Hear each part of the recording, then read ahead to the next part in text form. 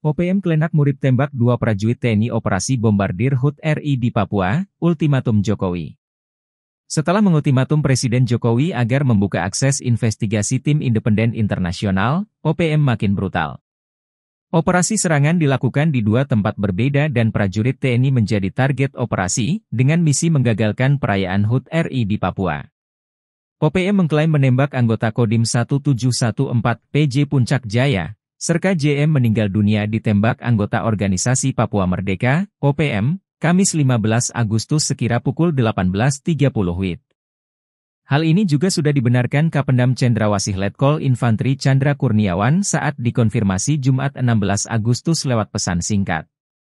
Membenarkan kejadian tersebut di area Sport Center, Distrik Pagaleme, Kabupaten Puncak Jaya, Papua Tengah. Jenazah serta JM telah dievakuasi ke RSUD Mulia. Sementara di Sinak, OPM mengklaim menembak 2 prajurit Tentara Nasional Indonesia, TNI. 1 orang terluka dan satunya lagi disebut tewas. Pasukan kami tembak 2 orang anggota TNI di Kota Baru Sinak, Kabupaten Puncak Jaya, 1 anggota mati dan yang satunya luka tembak, kata juru bicara OPM Sebi Sambom, Jumat, 16 Agustus 2024. Sebi mengatakan penembakan yang menewaskan anggota TNI dilakukan di Sinak pada Kamis, 15 Agustus. Kelompok yang membunuh prajurit TNI adalah OPM Kodap XVI Sinak pimpinan Panglima Kodap XVI Sinak Mayor Klenak Murid. Menurut Sebi, dalam penyerangan tersebut tak ada korban jiwa dari OPM. Setelah menembak anggota TNI ini, Klenak menyatakan perjuangan TPNPB belum berhenti. Tapi kami perang terus sampai perjuangan kami terwujud, kata Klenak.